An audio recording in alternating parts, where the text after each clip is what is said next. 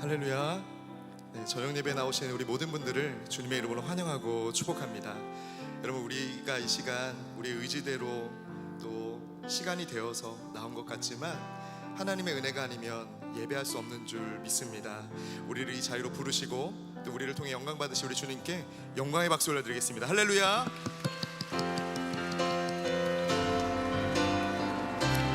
전능하신 하나님 찬양, 언제나 동일하신 주. 전능하신 하나님 찬양, 영원히. 우리 다시 한번 고백합니다. 전능하신 하나님, 전능하신 하나님 찬양, 언제나 동일하신 주. 전능하신 하나님 찬양, 영원히 다스릴. 우리 처음부터 고백합니다. 사랑하는 나의 아버지, 이름 높여드립니다.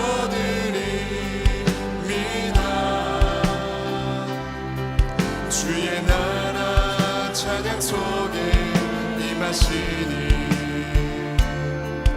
능력에 주께 찬송하네. 전능하신 하나님 찬양, 언제나 동일하신 주. 전능하신 하나님 찬양, 영원히 다스릴. 나 주의 이름 높이리, 나 주의 이름 높이리, 나 주의 이름 높이리.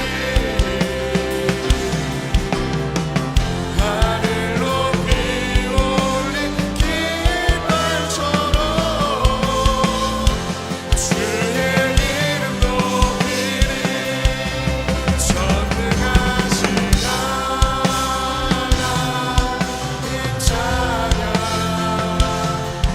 언제나 동일하신 주. 전능하신 하나님 찬양, 영원히. 우리 고백합니다. 그곳이 광야이니, 그곳이 광야이니, 푸른 초장이니, 주가 거기 계심으로, 주로 인해 시작된 나의 항해는 믿음으로 예배한 푸른 초장이들. 그곳이 광야이든 푸른 초장이든, 주가 거기 계심으로. 아멘. 주로 인해 시작된 나의 항해는 믿음으로. 우리 마지막 고백합니다. 그곳이 광야이든, 그곳이 광야이든, 푸른 초장이든, 주가 거기 계심으로, 주로 인해 시작된 나의 항해는 믿음으로 예배하는 것. 우리 예배를 마치 주님께 영광의 박수 올리겠습니다. 할렐루야.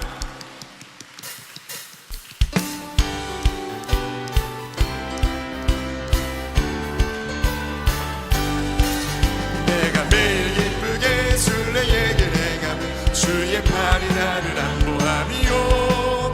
내가 주의 큰 복을 받는 참된 비결은 주의 영이야. 할렐루야 선포합니다.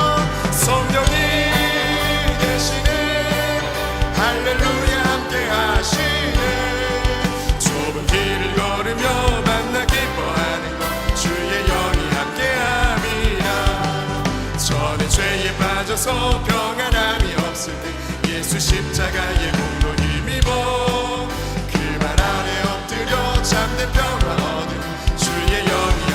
할렐루야 고백합니다. 성령이 계시네.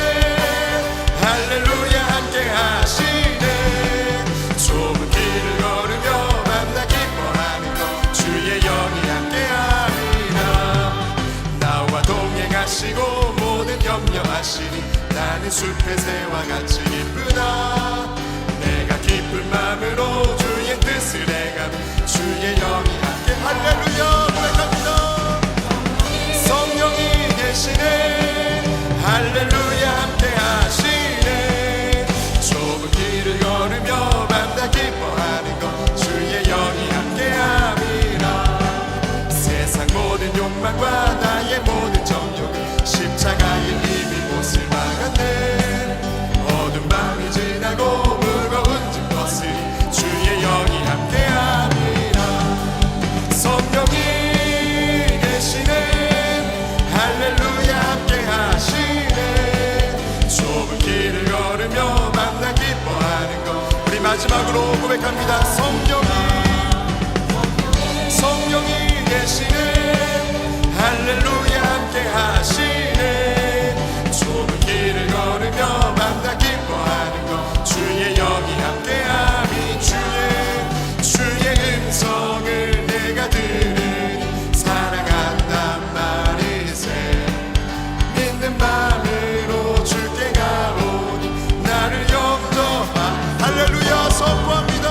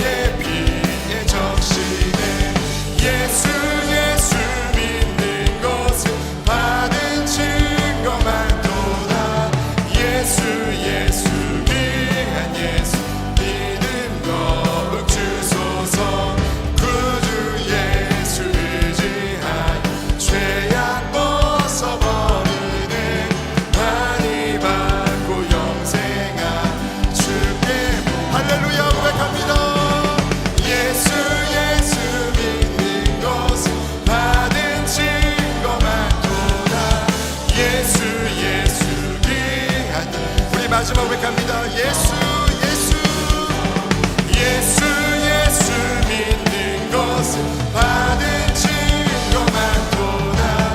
예수 예수 귀한 예수 믿음 더욱 주소. 우리 주님께 영광의 박수 올리겠습니다. 할렐루야. 우리의 죄를 사하신 주님을 찬양합니다. 여러분, 이렇게 찬양하고 또 말씀 듣고 기도하는 이 삶, 특별히 저녁 예배 때 나와서 예배하는 이 삶이 주님 부르시는 그날까지 우리가 강건하게 계속되시기를 주님의 이름으로 축복합니다. 우리 그러한 믿음으로 함께 고백하며 나아가겠습니다.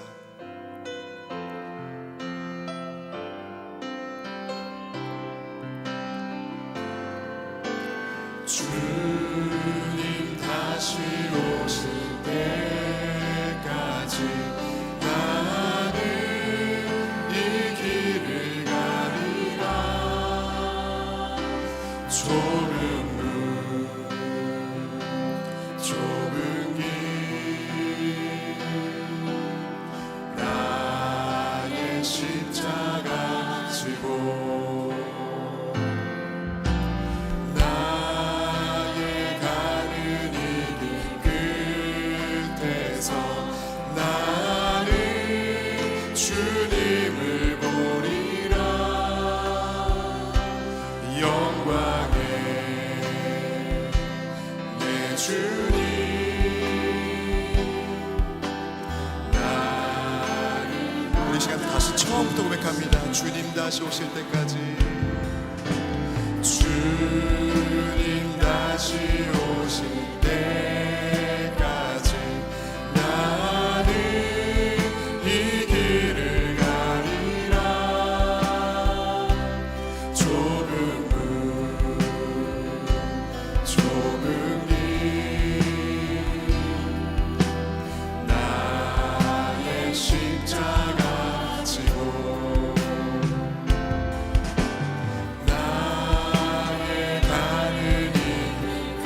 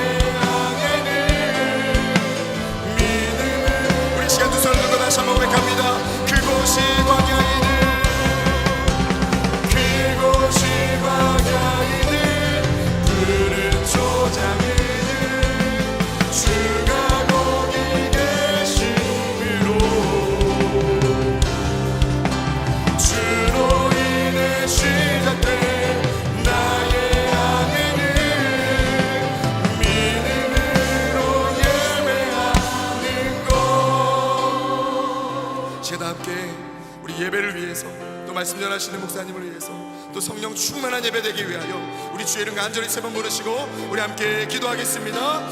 주여, 주여, 주여. 아버지 하나님 역사하여 주옵소서. 하나님의 이름을 간절히 바라보며 나아갑니다. 하나님 강해와 같은 시간을 보낼 성도님들, 하나님 때로는 좋은 일이 있는 성도님들 모두가 다 성령 충만함으로 말미암아 하나님의 늘 경험하는 시간 되게 하여 주시옵소서. 하나님이 동행하시면 광야도 푸른 추장과 같고 그 어떤 것도 하나님께 예배할 수 있는 곳이 됨을 믿습니다. 주여, 이 자리 가운데 드린 예배가 성령으로 충만한 예배, 하나님이 기뻐하시는 예배가 되게 하여 주시옵소서. 순서수도 마다하게 하여 주시며 하나님 준비한 모든 성계 가운데 주의 은혜를 더하여 주시옵소서. 아버지요, 아버지요, 주옵소서. 하나님께 주셨습니다. 주여 역사하여 주옵소서.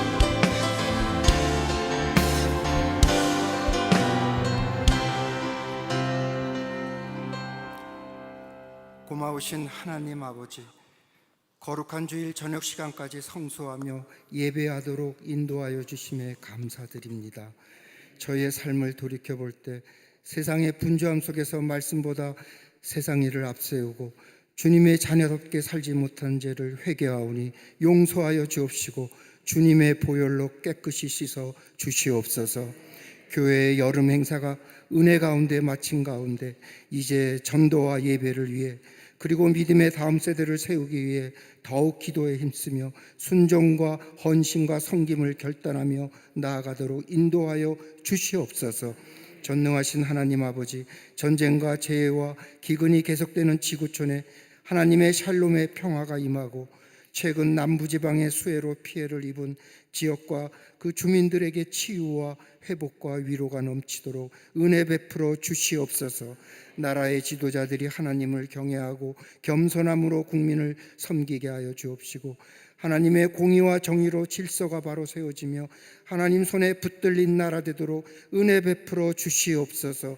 악하고 거짓된 영과 이단과 사입이 마약과 동성애, 우상 숭배와 잘못된 사상에서 벗어나 주님 앞에 바로 서는 이 민족 백성 되도록 인도하여 주시옵소서. 하나님의 창조 질서를 거스르는 모든 악법은 사라지게 하옵시고 정직과 진실이 가득한 한반도 되게 하시며 복음으로 통일되는 역사가 있게 하여 주시옵소서. 사랑의 하나님, 광림재단을 세워주시고 범사의 기쁨으로 합당하게 행하여 선한 열매를 맺는 교회 되게 하심에 감사드립니다. 성령 충만함으로 주신 사명 온전히 감당하도록 인도하여 주시옵소서.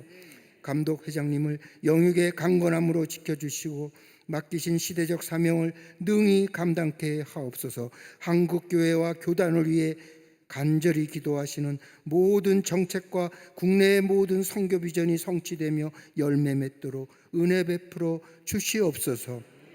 속회와 선교회가 든든히 서가고 믿음의 다음 세대를 이어갈 교회학교, 청년, 청장년부, 샤이닝 부서를 비롯한 각 기관과 부서, 그리고 모든 국내 및 해외 선교지마다 부흥성장하여 복음이 땅끝까지 전해지도록 인도하여 주시옵소서. 국내 선교에 이어 현재 베트남과 몽골에서 선교 활동 중인 청년들을 건강과 안전으로 지켜주시고 그 사랑의 수고와 헌신을 통해 예수 그리스도의 복음의 진리가 증거되게 하옵소서. 진행 중인 교육관 리모델링, 안디옥 개신교회 건축공사의 일들을 친히 주관하여 주옵시고 순적히 이루어지도록 은혜 베풀어 주시옵소서. 모든 선교구의 목사님, 전도사님들을 강건함으로 지켜주시고 그 사랑과 수고로 선교구 교구마다 부흥의 불길이 타오르도록 역사하여 주시옵소서.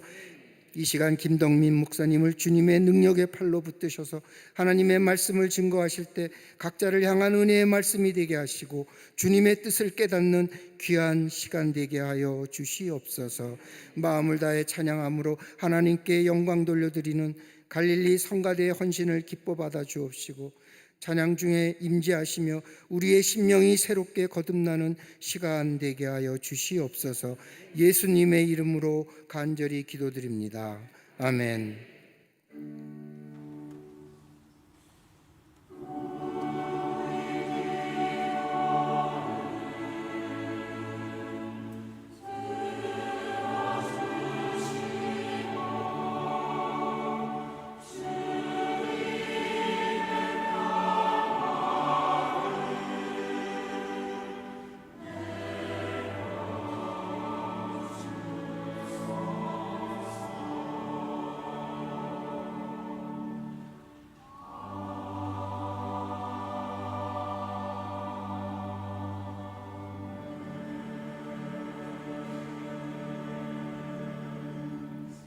이 시간에는 육성교구 성도님들의 특송이 있겠습니다.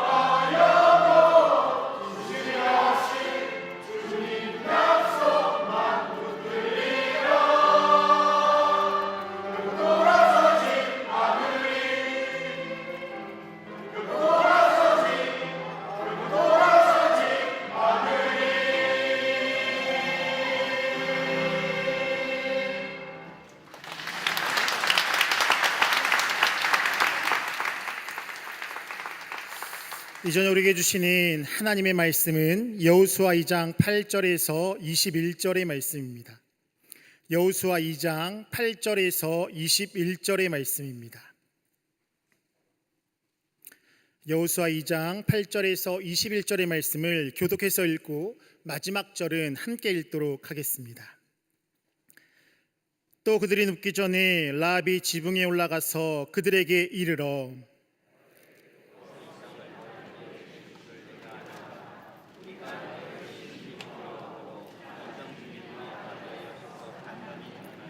이는 너희가 애굽에서 나올 때에 여호와께서 너희 앞에서 홍해물을 마르게 하신 일과 너희가 요단 저쪽에 있는 아모리 사람의 두 왕 시온과 오게 행한 일 곧 그들을 전면시킨 일을 우리가 들었음이니라.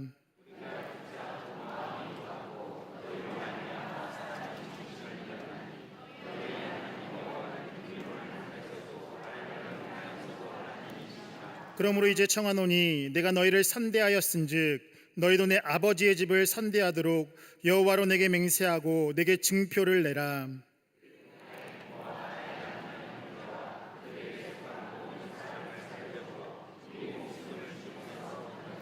그 사람들이 그에게 이르되 내가 우리의 이 일을 누설하지 아니하면 우리의 목숨으로 너희를 대신할 것이요 여호와께서 우리에게 이 땅을 주실 때에는 인자하고 진실하게 너를 대우하리라.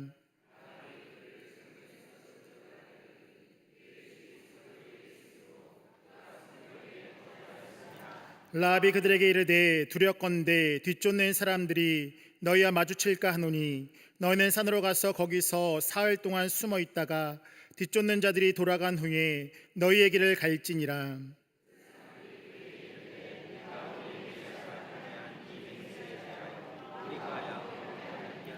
우리가 이 땅에 들어올 때에 우리를 달아내린 창문에 이 붉은 줄을 메고 내 부모와 형제와 내 아버지의 가족을 다 내 집에 모으라.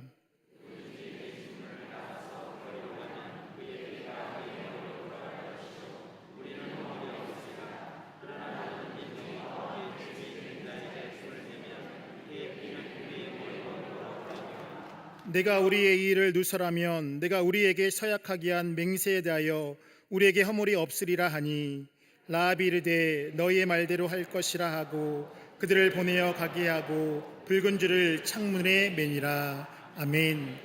이 시간에는 갈릴리 성가대의 찬양이 있겠습니다.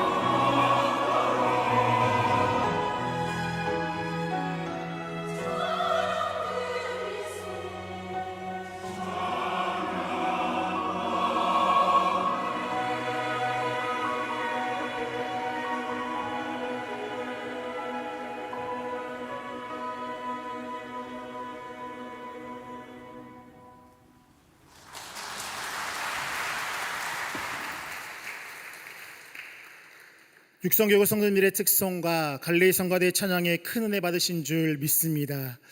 할렐루야. 거룩한 주일, 이른 아침부터 주일 저녁 예배까지 시간마다 주님 옆에 나와 예배하는 우리 모두에게 하나님의 크신 은혜와 은총이 가득하시기를 먼저 간절히 축원합니다. 오늘은 여호수아 2장 8절에서 21절의 말씀을 가지고 매일 붉은 줄을 매는 삶, 매일 붉은 줄을 매는 삶이라는 제목으로 하나님의 말씀을 증거하도록 하겠습니다. 한 번의 평생이, 한 번의 선택이 평생을 좌우한다라는 말이 있습니다.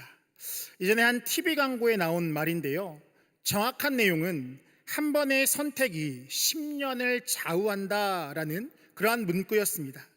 가전제품의 내구성을 강조한 표현인데요, 이후 많은 사람들은 선택의 중요성을 이야기하면서 한 번의 선택이 평생을 좌우한다라는 말을 격언처럼 사용하게 되었습니다.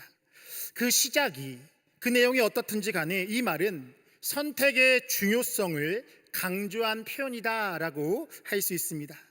매번의 선택이 우리의 평생을 좌우할 수는 없지만 매번의 선택이 쌓여서 오늘 우리의 삶을 결정하고 우리의 삶을 구성해가고 있음을 부인할 수 없습니다. 더 나아가 한 번의 선택이 그 문구처럼 평생을 좌우하는 선택도 분명히 있습니다. 대표적인 예가 고 김선도 감독님의 자서전인 5분의 기적에 나와 있습니다. 북한 선천에서 태어난 감독님은 6.25 전쟁이 발발되자 북한군의 군의관으로 강제 징집이 되지만 종교의 자유를 위해서 남한으로 탈출할 기회를 끊임없이 찾게 됩니다. 우리가 잘 알다시피 인천 상륙작전으로 인해서 전세가 역전되게 되었고 국군이 평양을 점령하게 되었고, 그러는 중에 감독님이 속한 부대는 패하여서 흩어지게 되었습니다. 감독님은 그 과정 가운데 자신을 따르던 연락병에게 이렇게 이야기합니다. 너는 어떻게 할래? 나는 국군한테 내려간다. 책을 보면 이 말이 결코 쉽지 않은 말이었다라는 것을 알 수 있습니다.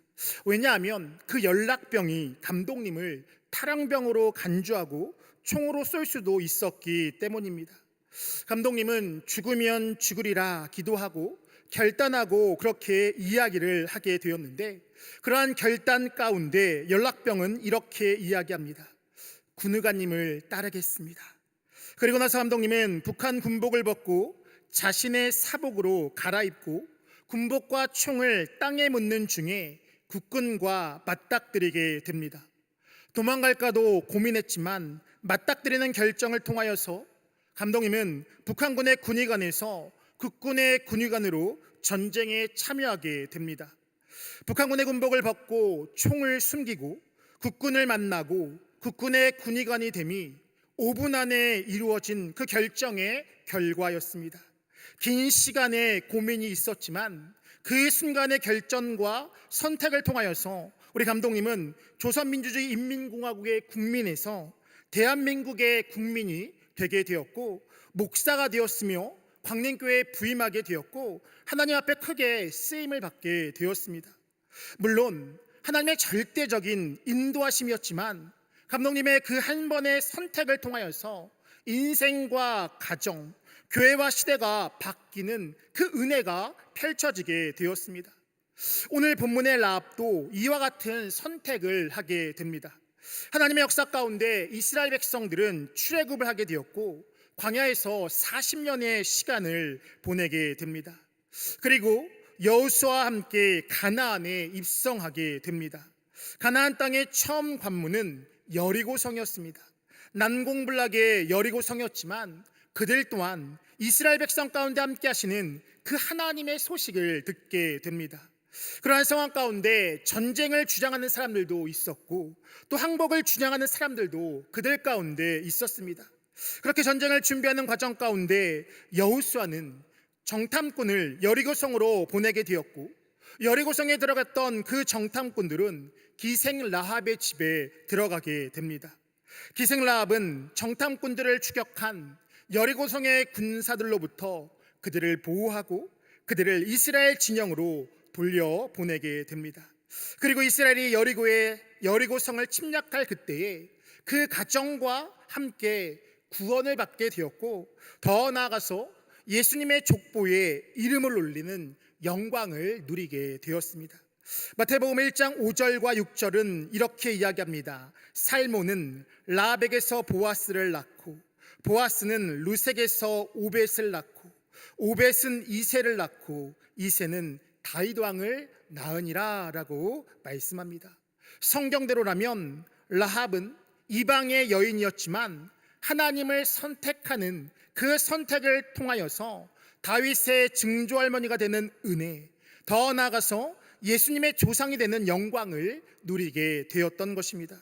자, 그렇다면 어떻게 그는 그와 같은 결정을 내릴 수 있었고 그와 같은 은혜를 누릴 수 있었는지 이 시간 함께 나누고 기도의 제목을 삼고자 합니다. 첫 번째입니다. 선택을 늦추지 말아야 합니다.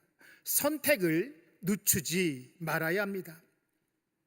오늘 보면 8절은 이렇게 이야기합니다. 또 그들이 눕기 전에 라합이 지붕에 올라가서 그들에게 이르러 라고 이야기합니다. 라합은 정탐꾼을 추격했던 그 여리고성의 군인들을 따돌리고 정탐꾼들에게 올라갑니다. 가만히 생각해 보면 그 정탐꾼들은 죽을 고비 가운데 긴장의 연속이었고 너무 피곤했을지도 모릅니다. 그러한 상황 가운데 있었고, 또한 정탐꾼들을 숨기려고 했던 그 라합 또한 긴장 속에서 피곤했을지도 모른다라는 것입니다.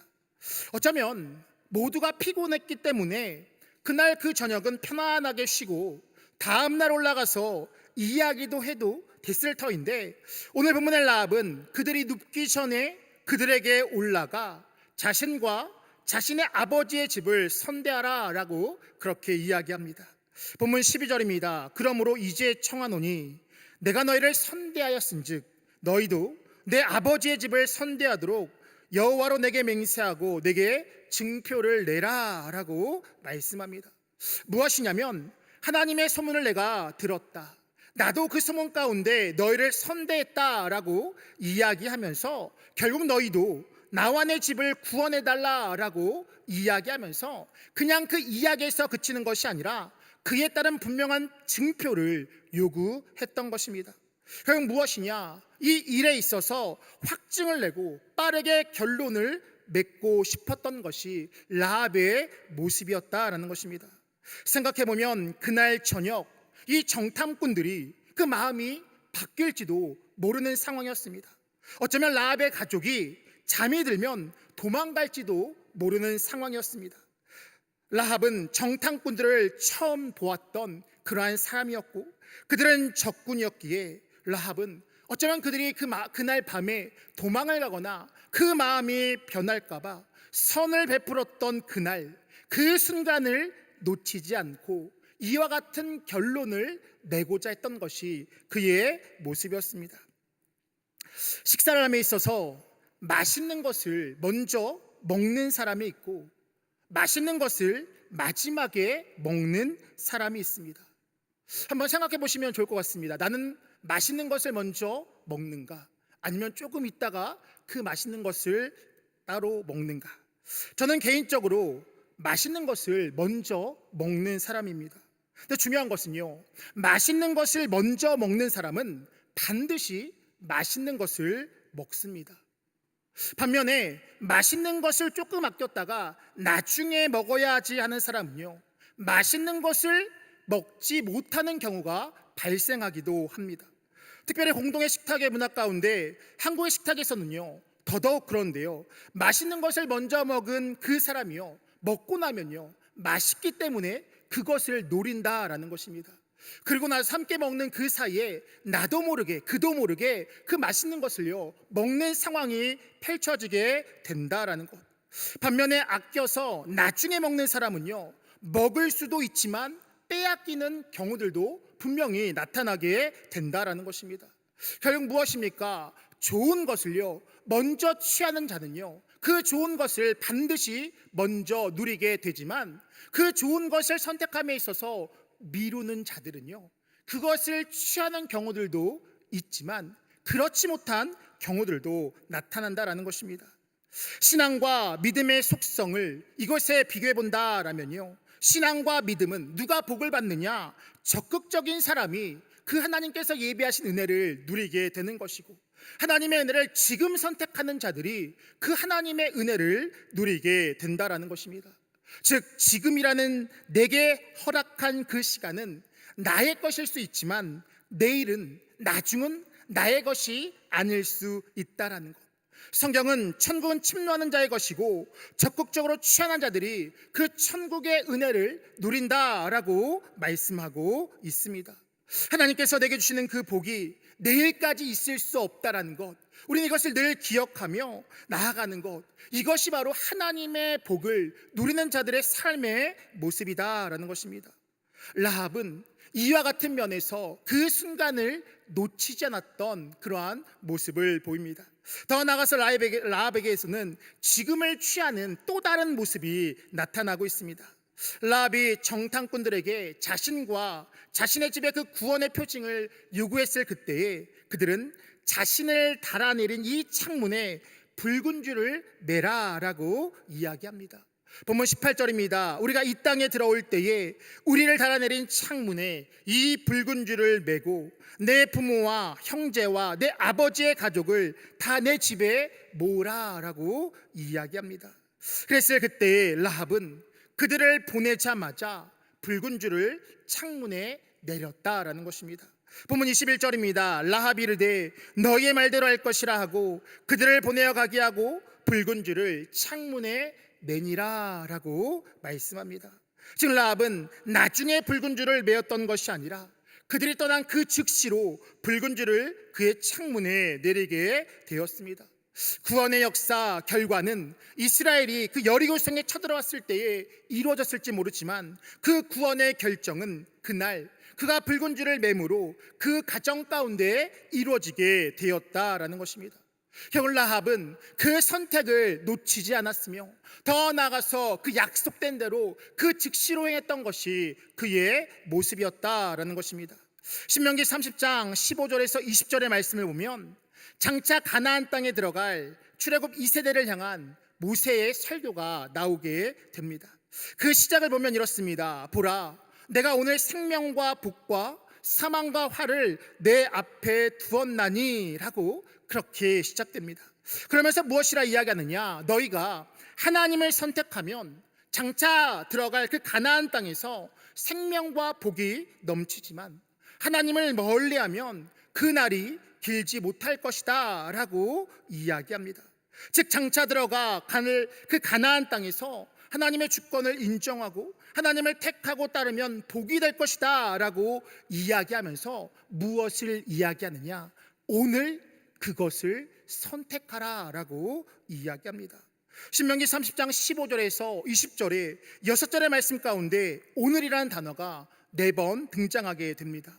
신명기 30장 15절입니다. 내가 오늘 생명과 복과 사망과 화를 내 앞에 두었나니. 신명기 30장 16절입니다. 곧 내가 오늘 내게 명령하여 라고 이야기합니다. 또한 신명기 30장 18절입니다. 내가 오늘 너희에게 선언하노니. 신명기 30장 19절입니다. 내가 오늘 하늘과 땅을 불러 너희에게 증거를 삼노라. 너와 내 자손이 살기 위하여 오늘 생명을 택하고 라고 이야기합니다.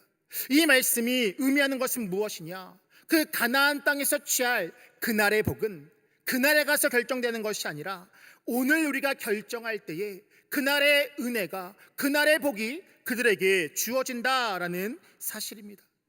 요즘에 건강에 대한 관심이 참 많은데요, 특별히 다이어트에 대한 관심이 참 많이 있습니다. 다이어트에 있어서 가장 큰 적이 무엇일까 생각해 보면요, 여러 가지를 이야기할 수 있지만 제 경험상요, 가장 큰 적은 바로 내일부터입니다. 오늘까지 먹고 내일부터 다이어트를 하겠다. 오늘 비가 오는데 오늘까지는 쉬고 내가 내일 저 한강에 가서 뛰겠다라는, 즉 지금이 아니라 내일부터 다이어트를 하겠다, 내일부터 운동을 하겠다라는 그 단어가, 그 결정이 다이어트를요 실패하는 요소가 된다라는 것입니다. 하나님의 복도 마찬가지입니다. 하나님의 복도 우리가 하나님을 오늘 선택할 때에 하나님의 복이 우리 가운데 주어지게 되는 줄 믿습니다.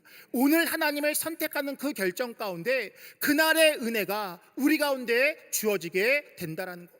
오늘은 내게 허락하신 시간이지만 내일은 내게 허락하신 시간이 아닐 수 있다라는 이 사실을 분명하게 기억하시고, 지금 하나님을 선택함으로 또 그 선택을 다음으로 놓치지 말고 오늘 그 하나님을 선택함을 통하여서 하나님께서 예비하신 놀라운 은혜의 복을 누리며 나아가는 우리 모두의 삶이 되시기를 간절히 축원합니다. 두 번째입니다. 들리는 하나님의 소문에 엎드려야 합니다. 들리는 하나님의 소문에 엎드려야 합니다. 오늘 본문을 보면 하나님의 소문은 라합만이 들었던 것은 아니었습니다. 본문 9절 하반절 보면 이렇게 이야기합니다. 이 땅 주민들이 다 너희 앞에서 간담이 농나니라고 이야기합니다.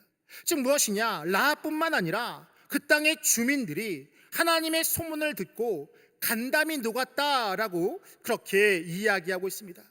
그렇다면 그 소문이 어떠한 소문이었느냐, 오늘 본문 10절과 11절은 이렇게 이야기합니다. 여호와께서 너희 앞에서 홍해물을 마르게 하신 일과 너희가 던 저쪽에 있는 아모리 사람의 두 왕 시온과 옥에게 행한 일, 곧 그들을 전멸시킨 일, 너희 하나님 여호와는 위로는 하늘에서도 아래로는 땅에서도 하나님이시라라는 그 하나님의 소문을 듣게 되었던 것입니다. 즉 출애굽 역사를 이루신 하나님, 광야의 삶을 인도하신 하나님, 그들의 대적을 멸하신 하나님의 소문을 여리고성의 사람들이 공히 같이 함께 듣게 된 것입니다. 그런데 그 소문 앞에 반응했던 사람은 여리고성의 모든 사람들이 아니라 바로 라합과 그의 가족뿐이었다라는 것입니다. 더 나아가서 그 소문 앞에 반응했던 라합과 그 가족만이 하나님의 구원의 은혜를 누리게 되었다라는 것입니다. 이것을 오늘 우리의 삶에 적용해 보면 하나님의 말씀이 많은 사람들에게 들리지만 그 구원의 역사는 그 말씀 앞에 반응하는 자에게 주어진다라는 이 사실을 우리는 분명히 기억하며 나아가야 하는 것입니다. 하나님의 말씀이 강단에서 선포되어지고 하나님의 말씀이 유튜브 등 다양한 매체를 통하여서 그 어느 때보다 많이 하나님의 말씀이 들리게 되며 수많은 성경의 버전과 또한 그것을 해석한 다양한 책과 강의, 또 간증의 책들이 그 어느 때보다 많이 우리의 삶과 우리의 주변에 펼쳐져 있다라는 것입니다. 근데 중요한 것은 무엇이냐, 그 많은 하나님의 말씀들 가운데 살아나는 역사, 그 안에서 하나님의 복을 누리며 구원의 역사를 누리는 자가 누구냐, 바로 그 말씀 앞에 반응하는 자이고 그 말씀에 엎드리는 자다라는 것입니다. 그렇기 때문에 우리가 할 일은 무엇이냐, 말씀을 들음에 그치는 것이 아니라 말씀을 내 안에 품고 살아가는 것, 더 나아가서 말씀대로 살아가는 것, 이것이 바로 우리의 모습이 되어야 하는 줄 믿습니다. 성경을 일컫는 말 중에 성경과 성서가 있습니다. 성경은 성스러운 성자의 글경, 경서경을 씁니다. 직역하면 성스러운 경전입니다. 반면에 성서는 성스러운 성자의 글서, 책서를 쓰는데 직역하면 성스러운 책이라고 할 수 있습니다. 성경은 개신교에서 주로 사용하는 명칭으로서 하나님의 감동으로 된 것, 절대적인 경전임을 강조하는 표현이고, 성서는 천주교와 성공회 등 그런 곳에서 주로 쓰이며 학술적이나 일반적인 문맥에서 성경이라는 문서, 책 그 자체를 지칭하는 그런 표현이다라고 할 수 있습니다. 제가 신학교 시절에 구약학 교수님께서 그런 말씀하신 기억이 있습니다. 성경은 하나님으로부터 주어짐에 강조점을 둔 것이라면 성서는 책에 초점을 둔 표현으로서 하나님께서 주신 그 성경을 받는 우리의 모습은 성서의 입장이 아니라 성경의 입장이 되어야 한다라는 것입니다. 성서는 사람들이 연구하고 그 과정 가운데 그렇게 위에서 아래로 올라가는 모습이다라면, 성경은 하늘로부터 주어지는 하나님의 말씀의 방점이 표현되어 있는 그런 표현이다라고 할 수 있습니다. 그렇기에 우리는 하나님의 말씀을 들을 때에 성서의 기준으로 들어서는 안 되는 것이며 성경의 기준으로 들어야 할 줄 믿습니다. 하나님께서 소돔성을 멸할 때도 마찬가지였습니다. 하나님의 천사들을 통하여서 롯과 그의 가족을 구원하고자 했을 그때에 롯의 사위들은 롯의 이야기를 농담으로 듣게 됩니다. 창세기 19장 14절입니다.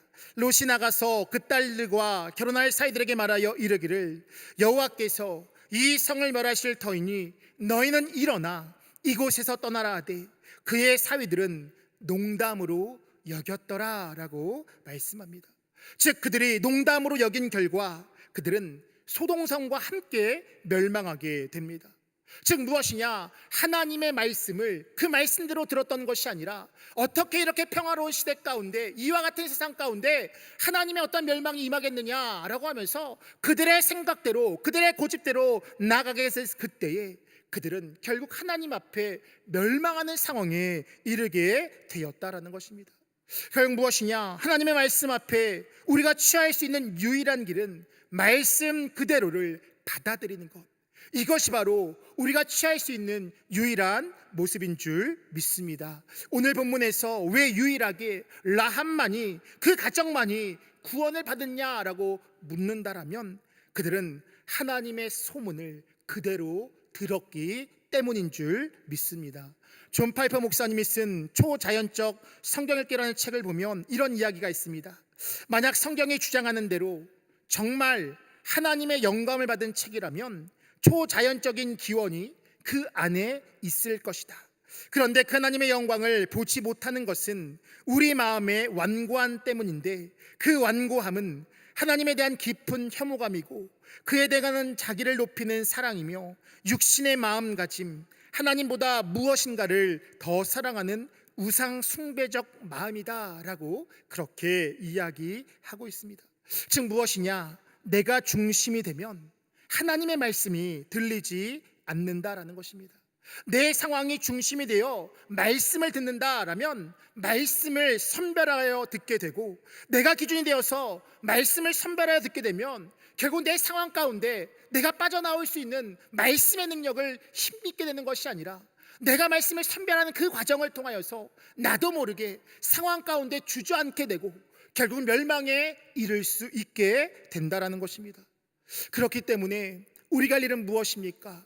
하나님의 말씀을 성서적 관점으로 바라보는 것이 아니라 성경적 관점으로 바라봐야 하는 것이고, 성경을 내가 기준이 되어서 그 성경을 읽는 것이 아니라 성경이 기준되어서 그 성경을 읽는 것, 이것이 바로 우리의 모습이 되어야 하는 줄 믿습니다. 바라는 것은 하나님의 말씀 앞에 엎드리고 내가 기준이 아니라 하나님의 말씀이 기준되어서 그 말씀을 통하여서 나를 읽어감을 통하여서 하나님께서 예비하신 놀라운 은혜와 축복을 누리며 나아가는 우리 모두의 삶이 되시기를 간절히 축원합니다. 끝으로 매일 붉은 줄을 메어야 합니다.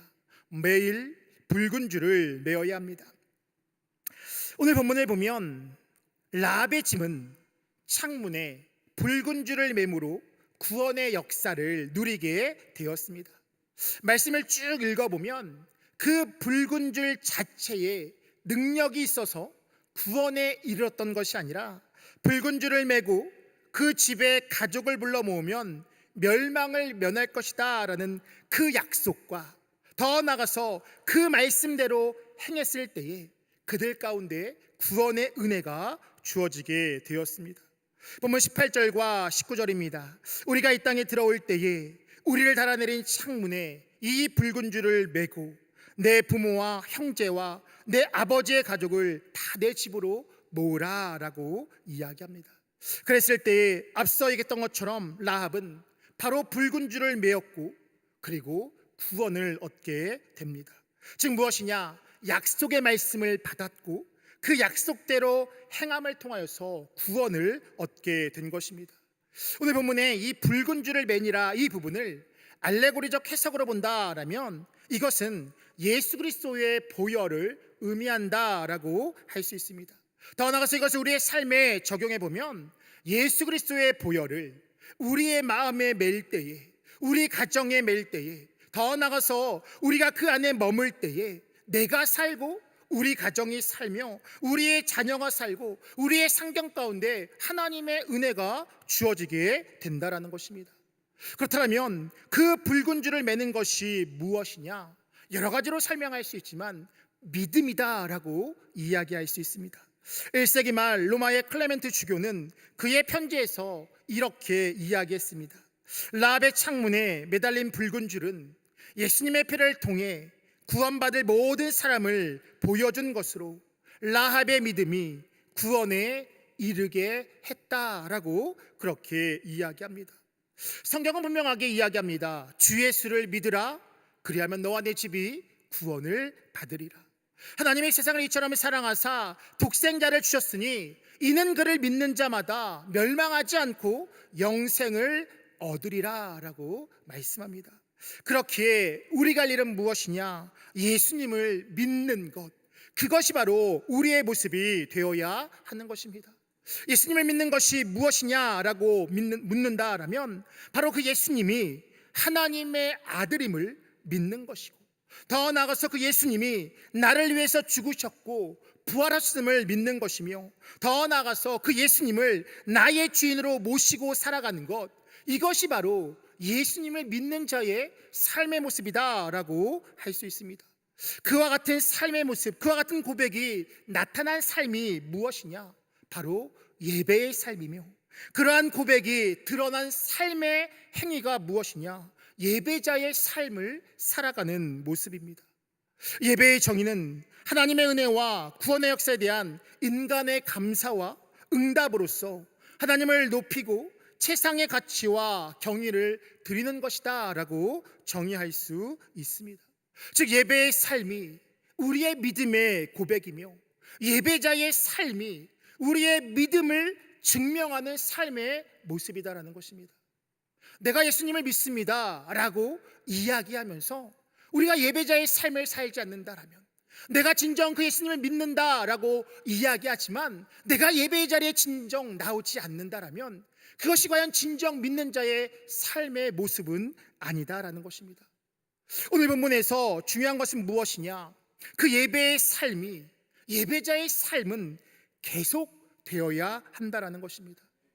오늘 본문에서 붉은 줄을 매니라 라는 단어의 그 원어적인 뜻을 보면 계속적 미완료 시제로 쓰였는데, 직역해 본다라면 계속해서 매다, 과거로 시작해서 지금까지 계속해서라는 뜻을 가지고 있습니다. 이것이 의미하는 것은 무엇이냐? 붉은 줄을 그 과거에 한 번 매고 거두었던 것이 아니라 그날 붉은 줄을 매고 계속해서 그 줄을 두고 있었다라는 것을 의미합니다.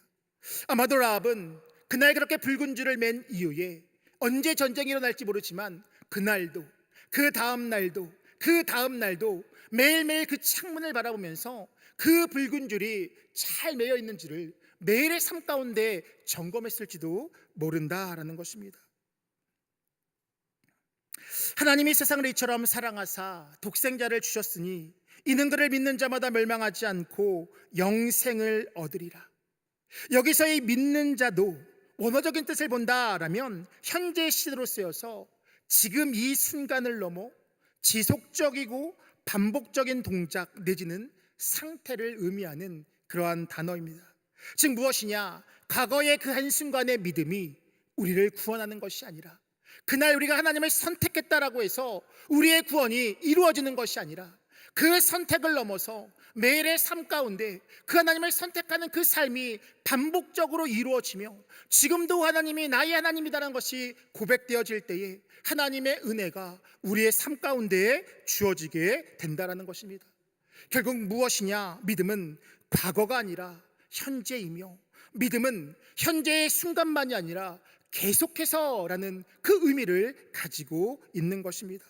즉 우리의 믿음은 과거의 믿음이 아니라 그 믿음이 여전히 우리 안에 있는지를 점검하는 것이 필요하며, 오늘도 우리가 그 믿음 안에 있을 때에 그 구원의 역사가 우리의 삶 가운데 주어지게 되는 줄 믿습니다. 라합이 매었던 그 붉은 줄이 그날은 매었는지 모르지만 만약 전쟁의 날 그 아침에 끊어졌다라면 어쩌면 그들은 여리고성과 함께 멸망했을지도 모릅니다.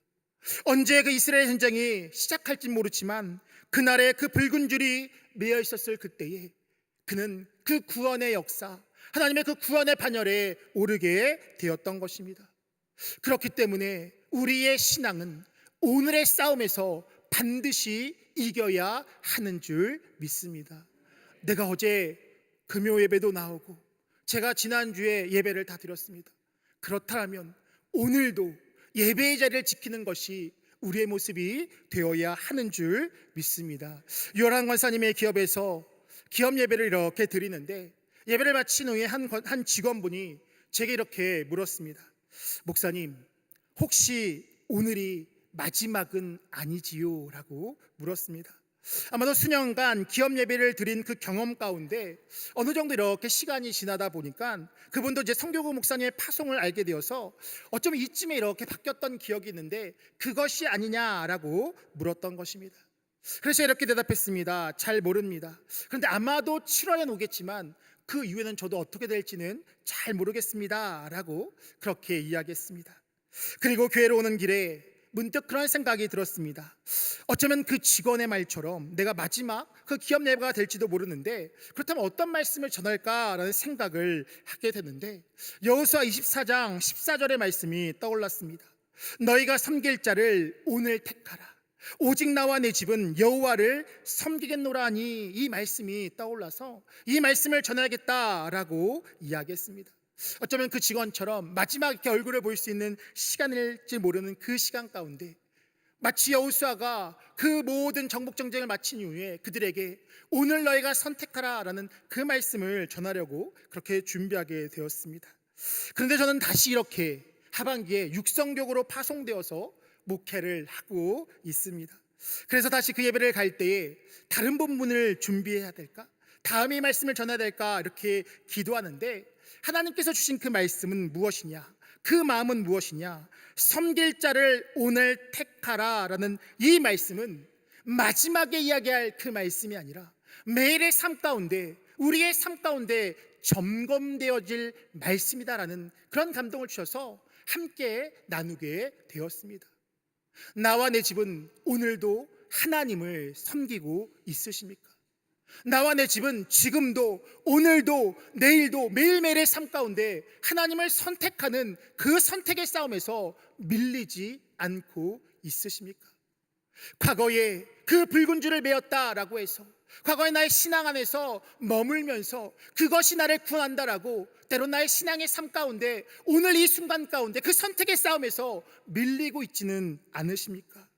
분명한 것은 우리가 오늘 하나님을 선택할 때에, 내일도 하나님을 선택할 때에, 매일의 하나님을 선택할 때에 그날의 하나님의 은혜가 우리의 삶 가운데 주어지게 되는 줄 믿습니다.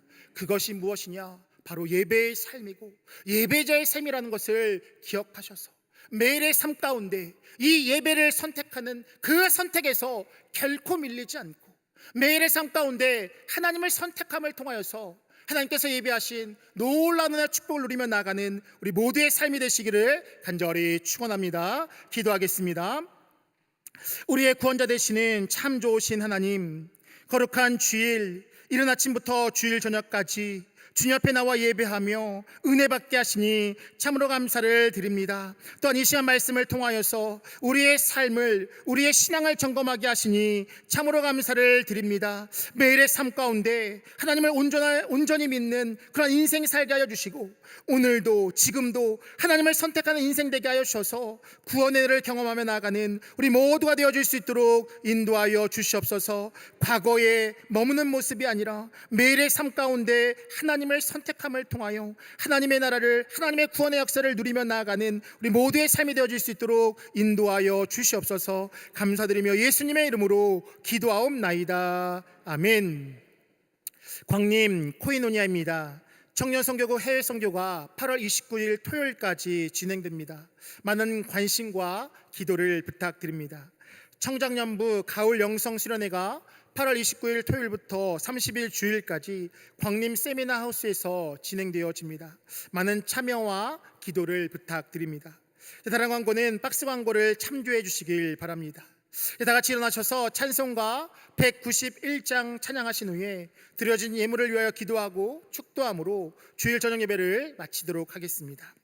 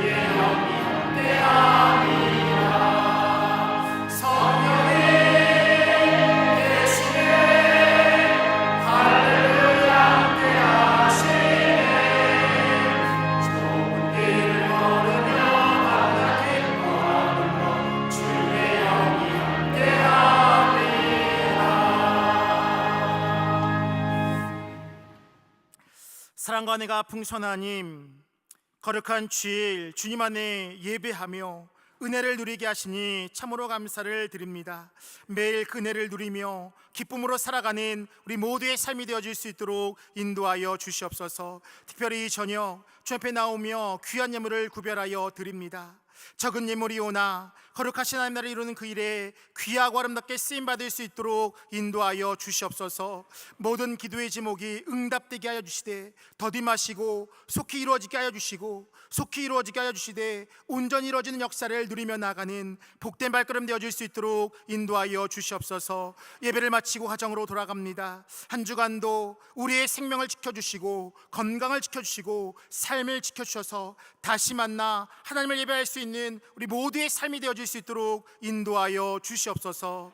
지금은 우리 주 예수 그리스도의 은혜와 살아계신 하나님의 사랑과 성령님의 감화감동 역사 내지 동행하시는 그 은총이 이곳에 함께 모여 예배하며 지금의 삶 가운데 매일의 삶 가운데 하나님을 선택하며 믿음으로 예배함으로 예배자로 살아감을 통하여 하나님께서 베푸시는 풍성한 은혜, 마침내 그날의 그 구원을 누리기로 결단하며 나가는 형님의 모든 것들의 머리 위에, 그 가정과 직장과 삶의 터전 위에, 자녀들의 삶 위에, 영상으로 예배하는 우리 모든 머리 위에 지금부터 영원토록 함께하옵시기를 간절히 축원하옵나이다. 아멘.